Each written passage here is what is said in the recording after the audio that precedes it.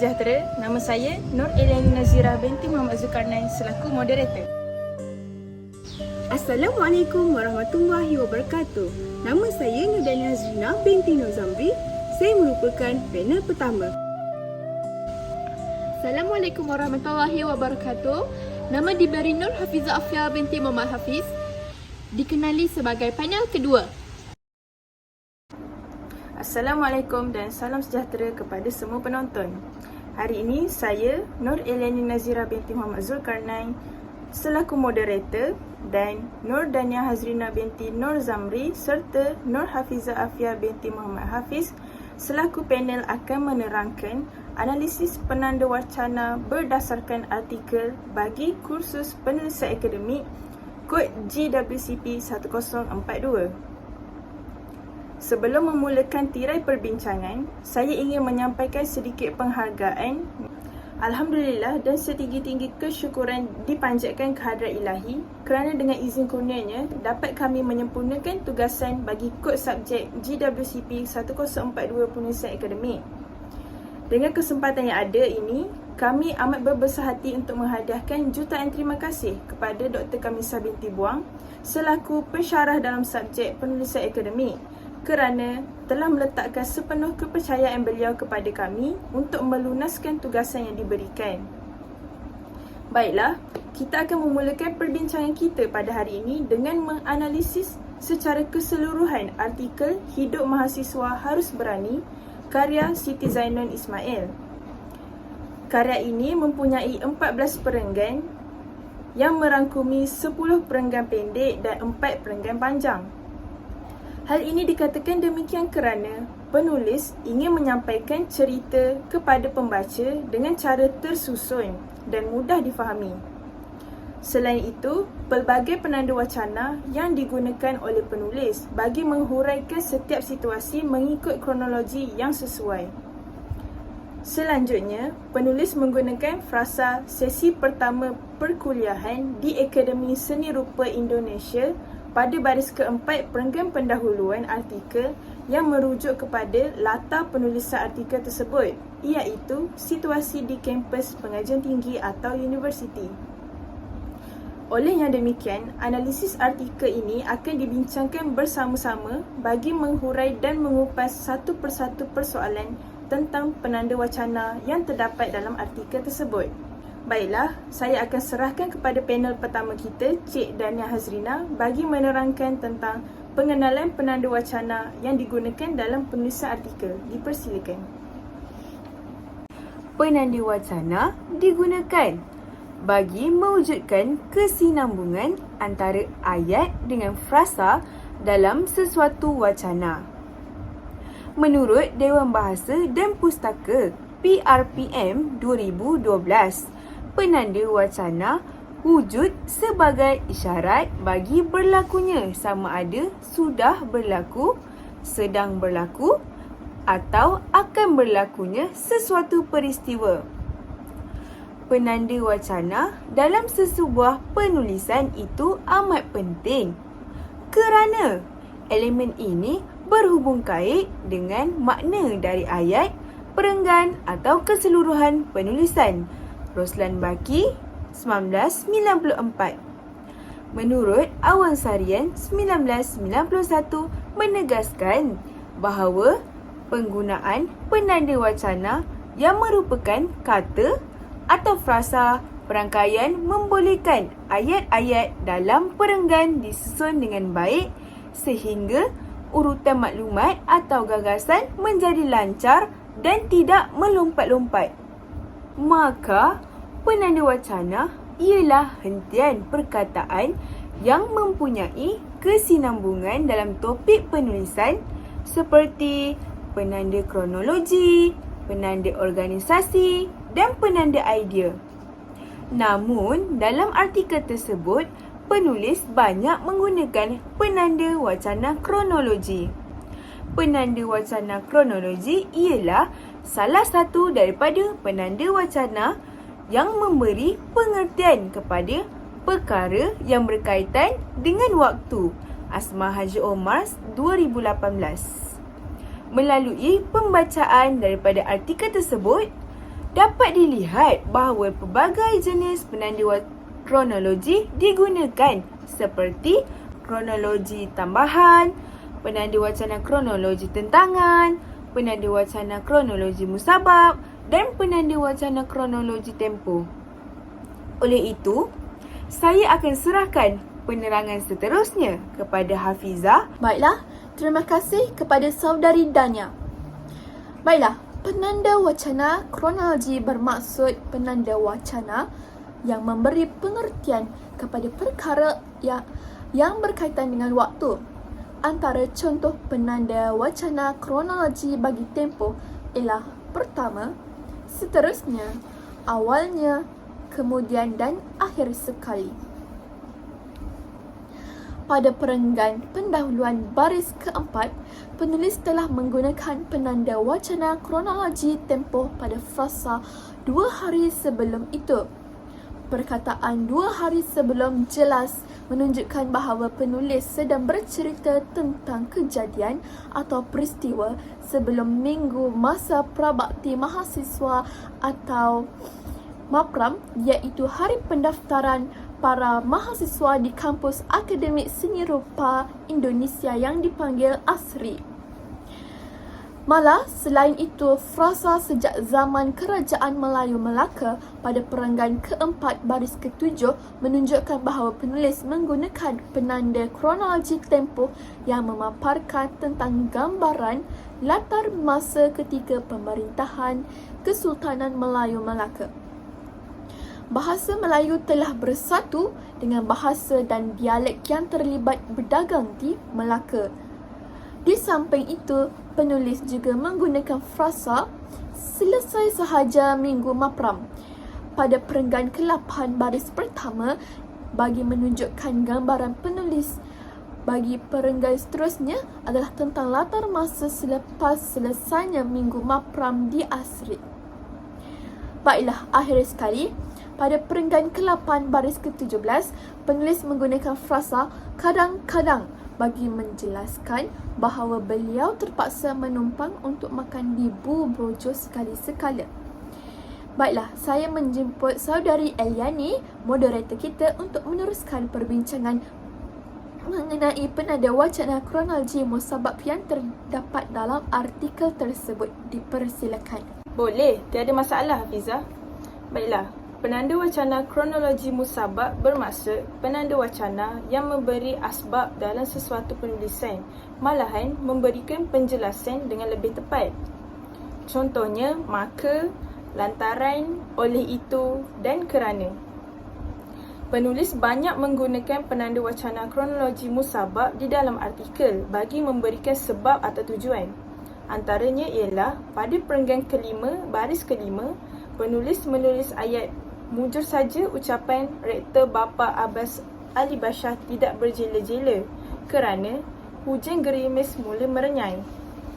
Ayat di atas jelas memaparkan bahawa penulis menggunakan penanda kronologi musabab iaitu kerana yang menunjukkan bahawa wujudnya ayat sambungan untuk menyatakan sebab bagi ayat sebelumnya. Selanjutnya, Siti Zainal Ismail telah menulis ayat mereka tahu sebulan sekali saya pulang ke rumah Kartika atau ke galeri Effendi untuk menikmati juadah Nini pada perenggan ke-12 baris ke-8 yang menjelaskan tentang jika beliau ingin merasai masakan Nini, beliau perlu pulang ke rumah Kartika atau ke galeri Effendi.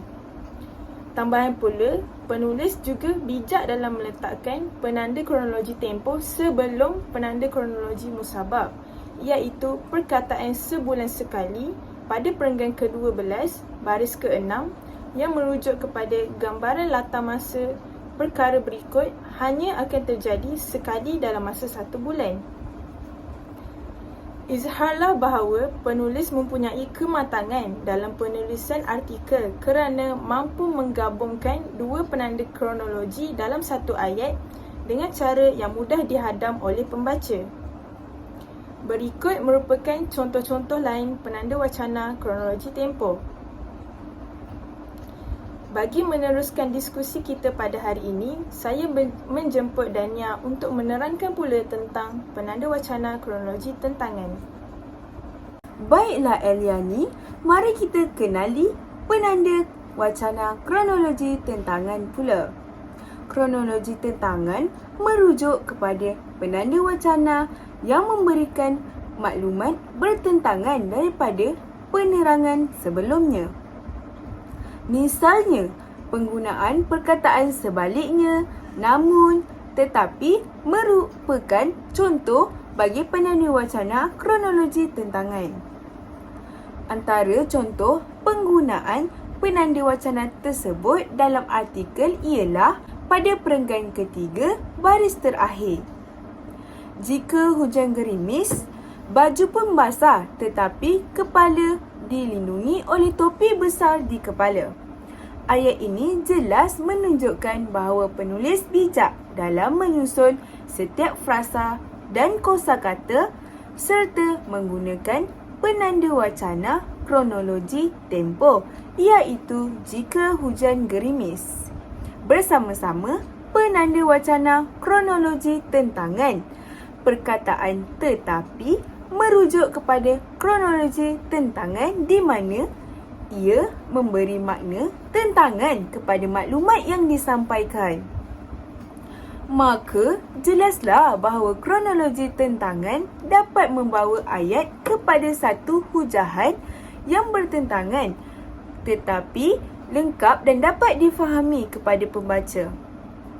Baiklah, saya akan mempersilakan Hafizah pula untuk menerangkan tentang penanda wacana kronologi yang terakhir, iaitu penanda wacana kronologi tambahan. Terima kasih diucapkan kepada Dania kerana memberi peluang ini. Baiklah, penanda wacana kronologi tambahan merupakan topik perbincangan kita yang terakhir. Definisi kronologi tambahan ialah penanda wacana yang digunakan bagi memberi maklumat tambahan. Contohnya, dan, lalu, malahan, tambahan pula, selanjutnya atau di samping itu. Siti Zainun Ismail sangat bijak orangnya dan sangat bijak kreatif dalam menggabungkan beberapa penanda wacana, iaitu pada perenggan keempat, baris kelima yang berbunyi Minggu Plongko. Juga dijadikan ruang untuk menguji ketabahan, keberanian dan kreativiti dalam menyelamatkan diri. Hal ini dikatakan demikian kerana penulis mampu menggabungkan secara serentak penanda wacana kronologi tempoh, iaitu penggunaan perkataan Minggu Plongko, dengan penanda wacana kronologi musabab, iaitu penggunaan perkataan untuk, serta penambahan penanda wacana kronologi tambahan, iaitu perkataan dan dengan berkesan. Selain itu, penulis juga menggunakan penanda wacana tersebut pada perenggan kelima, baris ke-15 pada ayat kami berbaris berjalan berarak melewati lapangan beralun-alun masuk ke jalan Malioboro menuju ke jalan Solo lalu masuk ke simpang menuju jalan Kaliurang. Penggunaan perkataan lalu jelas menunjukkan bahawa penulis ingin menyambung atau menambah maklumat lain bagi membentuk ayat yang tersusun dan mudah difahami pembaca. Di samping itu, pada perenggan ke-7, baris ke-7, penulis menggunakan perkataan sambil pada ayat yang menunjukkan bahawa penulis ingin memberitahu tentang dua tindakan yang dilakukan secara serentak. Akhir sekali, penulis juga menggunakan penanda wacana tersebut pada perenggan ke-10, baris ke-5 yang berbunyi malah. Dalam kuliah rasmi ini juga kami wajib lulus dan juga harus menulis esei 10 halaman. Penggunaan perkataan malah serta dan jelas menunjukkan bahawa terdapat sambungan ayat daripada penerangan sebelumnya. Jadi, mari kita lihat apa itu keutuhan wacana. Keutuhan bermaksud perihal, sifat atau keadaan, utuh, kebulatan, kesempurnaan, dan wacana bermaksud keseluruhan tutur yang merupakan suatu kesatuan ucapan, pertuturan, percakapan dan perbincangan atau pertukaran idea yang dilakukan secara lisan. Oleh itu, ciri-ciri keutuhan wacana boleh dilihat dari segi keseluruhan wacana, termasuk bahasa dan penanda wacana yang digunakan. Terdapat pelbagai contoh keutuhan wacana seperti dalam buku, majalah yang berkaitan, antaranya wacana falsafah ilmu, analisis konsep-konsep asas dan falsafah pendidikan negara daripada Abdul Rahman Haji Abdullah. Selanjutnya, pertautan bermaksud hubungan antara unsur-unsur bahasa seperti kata hubung, penanda wacana, kata rujukan dan sebagainya yang berfungsi untuk menyambung bahagian-bahagian dalam wacana tersebut. Contoh kata hubung seperti walaupun, malah, malahan, lantaran dan sebagainya. Baiklah, keutuhan semantik. Keutuhan semantik merupakan salah satu keutuhan yang terlibat dalam keutuhan wacana. Definisinya yang bermaksud jalinan makna di antara suatu ayat dengan ayat lain atau perenggan-perenggan yang lain. Terdapat 5 aspek atau hubungan yang berkaitan dengan keutuhan semantik. Yang pertama, hubungan sebab dan hasil. Kedua, hubungan sebab dan tujuan. Ketiga, hubungan sebab dan akibat. Keempat, latar kesimpulan. Dan kelima, keutuhan wacana antara bahagian wacana. Yang pertama, hubungan sebab dan hasil. Contoh, demi menjimatkan wang, saya berkongsi bilik dengan Yovita yang berasal dari Palembang sejurusan seni lukis dan grafik. Kedua, hubungan sebab dan tujuan. Contoh, Minggu Plongko juga dijadikan ruang untuk menguji ketabahan, keberanian dan kreativiti dalam menyelamatkan diri. Yang ketiga, hubungan sebab dan akibat. Oleh sebab acara di arena terbuka, para dosen atau pensyarah mula berundur ke bawah bangunan aula. Keempat, latar kesimpulan. Maka tibalah minggu suai kenal, yang disebut juga sebagai Minggu Plongko. Yang terakhir, keutuhan wacana antara bahagian wacana, memperkuatkan isi. Contoh, saya jelaskan sejak zaman Kerajaan Melayu Melaka, bahasa kami sudah menyatu dengan bahasa dan dialek yang terlibat berdagang di Melaka. Cina, Baba, Nyonya dan India Cipti juga berbahasa Melayu. Baiklah, saya akan meneruskan tentang keutuhan wacana dari segi konteks atau latar belakang. Yang pertama ialah kesatuan topik atau tajuk. Yang kedua ialah hubungan sosial antara penutur dan pendengar. Dan yang ketiga ialah laras bahasa. Bagi bahagian pertama iaitu kesatuan topik atau tajuk, terdapat contoh dialog dalam artikel karya Siti Zainal Ismail iaitu beliau juga lulusan asri menjadi dosen sambilan. Karyanya memartabatkan roh Islam dengan garis kaligrafi bergaya garis bebas. Baiklah, seterusnya bagi hubungan kedua iaitu hubungan sosial antara penutur dan pendengar. Terdapat satu frasa dalam artikel tersebut iaitu saya menjawab sambil bercanda. Apel dengan Pak Omar Khayyam boleh ya menemani beliau membaca cerpen dan novel di bawah pohon sena yang rendang di depan kampus kita? Alhamdulillah, bagus untuk menjadi sastrawan. Baiklah, yang seterusnya, yang ketiga iaitu laras bahasa. Laras bahasa di dalam artikel ini terbahagi kepada 4, iaitu yang pertama, menggunakan struktur ayat aktif dan pasif. Contoh bagi ayat aktifnya ialah saya juga menyanyikan lagu negaraku. Contoh bagi ayat pasif pula ialah terdengar ketukan pintu tetapi tidak saya pedulikan. Laras bahasa yang seterusnya ialah menggunakan bentuk dialog atau kata bual seperti dalam skrip drama. Contohnya, hoi, anak Malaysia jatuh, pengsan tu. Baiklah, yang seterusnya yang ketiga ialah Laras bahasa yang ketiga ialah imagine mental dengan menajamkan dan mendorong pembaca untuk mencari makna dan maksud perkataan tersebut. Contohnya, lures, menyorot, endok, sanggar dan toh. Baiklah, yang terakhir ialah laras bahasa yang berfungsi sebagai menyampaikan pengalaman kepada pembaca. Contohnya dalam artikel ini, penulis menceritakan pengalaman seorang mahasiswa yang melanjutkan pelajaran ke Indonesia untuk menjadi seorang sastrawan. Sebagai rumusan secara keseluruhannya, artikel Hidup Mahasiswa Harus Berani karya Siti Zainun Ismail mempunyai banyak penanda kronologi yang dapat kita temui, di mana ianya mempunyai pelbagai fungsi penting, antaranya sebagai penghubung antara ayat yang dapat memberi pemahaman yang jelas dan tepat kepada para pembaca. Maka, izharlah bahawa penulis mampu menghasilkan artikel yang jelas dan kreatif kerana mampu menggunakan bahasa yang bervariasi, dapat menyatakan dengan jelas berkaitan latar penulisan serta memberi pandangan penulis terhadap cerita yang dihasilkannya dengan mudah dan tepat untuk dibaca umum. Baiklah, untuk rumusan bagi keutuhan wacana, saya serahkan kepada Hafizah. Baiklah, rumusannya dalam keutuhan wacana. Ringkasnya, keutuhan wacana amat bermakna dalam sesebuah penulisan.